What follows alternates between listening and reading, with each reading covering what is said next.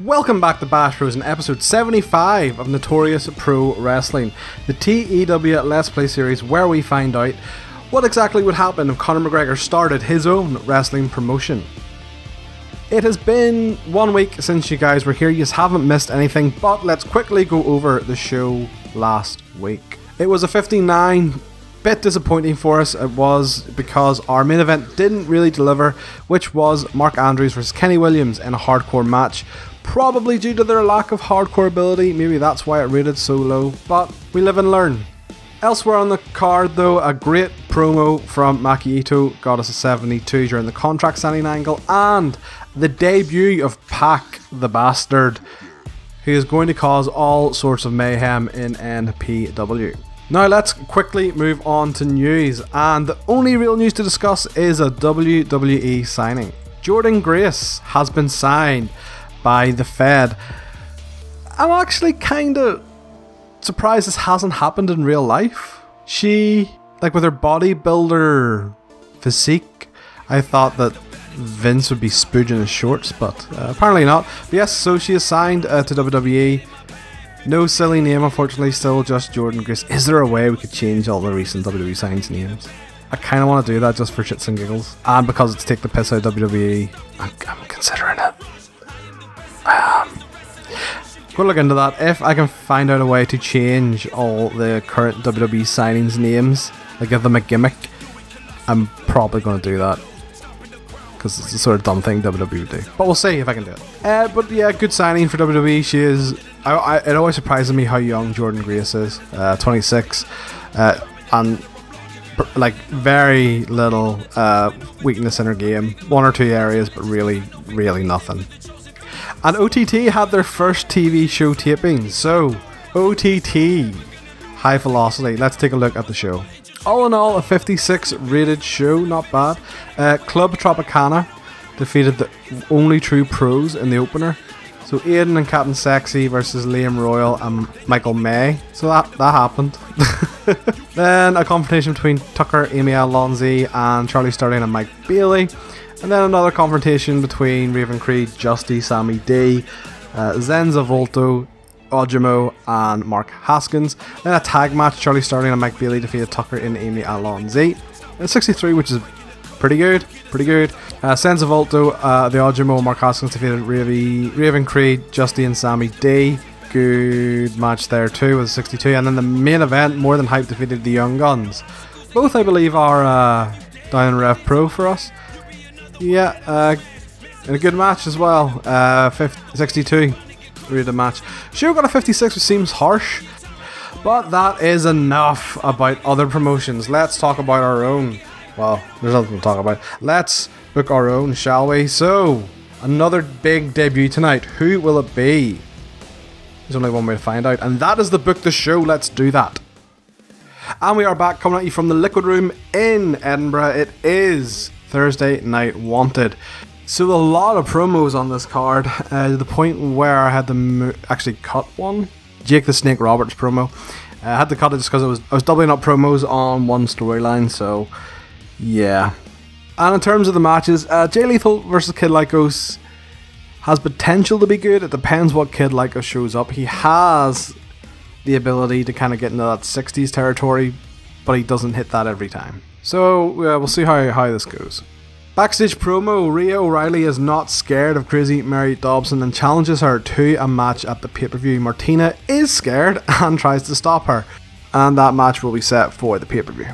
55 overall, which is not bad from Rhea, who is not the best talker, but Martina probably helped bump her up a bit. And in a pre-show match, the Filthy Generation defeated the Velocities and Dean Allmark. Stevie had a 52, Aspen had a 51, Lewis had a 50, Dean had a 51, Jude London a 61. Wow, that's good, very good from Jude. And Paris had a 57. 58 overall, which is good. Good for a pre-show match. And on to the main show then. Crazy Mary Dobson defeated Kanji. Called her up for a squash match in 10-13 with split-legged moonsault. Mary had a 58 and Kanji had a 37. Jake did good work at ringside, 52 overall, which is good. Then in a backstage promo, Angelina Love warns Vicky Haskins to stay away from her man, even though Vicky Haskins has no intention of stealing her man. 59, which is good. Then in the match itself, Ace Austin drew with Mark Haskins after a double DQ when both women at ringside, Angelina Love and Vicky Haskins, get into a brawl and the match is called off.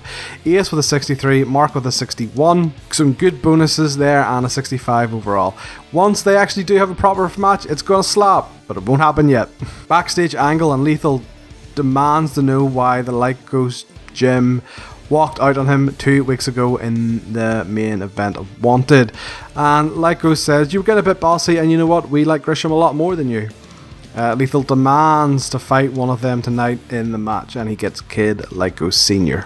61 rated segment, which is good. Next up, the NIC defeated Dynasty when Oisin Delaney pinned Joe Hennig with a stoked and yoked after a distraction from Eddie Dennis. Davey Boy had a 59, Joe had a 62. Charlie had a 56, Oisin a 56. Some really nice bonuses there too, and a 59 rated match, which is good. Nice to see the NIC come into their own as a tag team. Yeah, considering they used to be our jobbers, so it's really cool. And this match sets up a tag title match against the Aussie Open at the pay-per-view. Post-match then, Aussie Open come out and say they won their titles their way. They didn't turn their backs on their friends like Lycos Jim did. They didn't have to bring him back up like King of the North did. They just went and they won the match.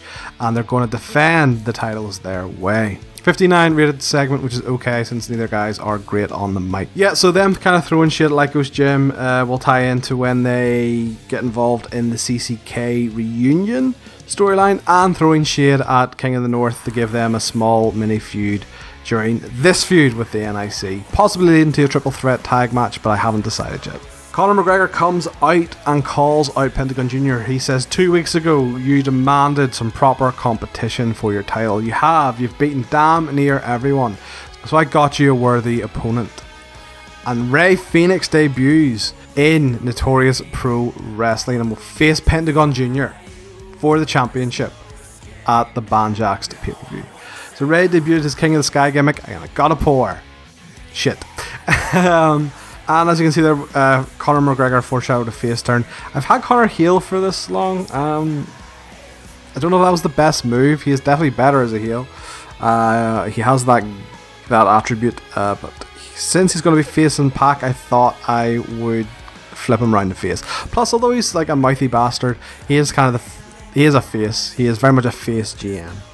82, because Conor talked good. And in our main event, in a bout that had superb wrestling, Jay Lethal defeated Kid Lycos in 17:31 with a lethal combination. Jay with a 69, wow, that's great from Jay, nearly breaking that 70 mark.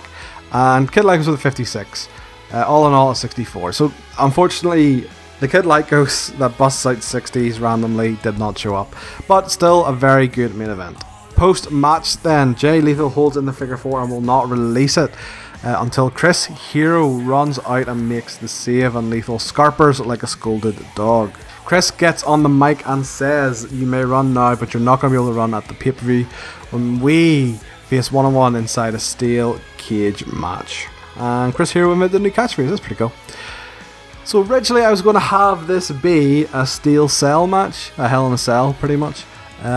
Unfortunately, we're too small for that. There is a size limit to Hell in a Cell matches, and you have to be a medium size to be able to do one. So we just went with a good old fashioned cage match. 60 overall, which is good.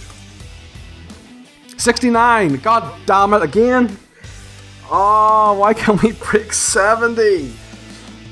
Oh, it pains me. Right, look, that's awesome, but I really do want to get a 70 rated show.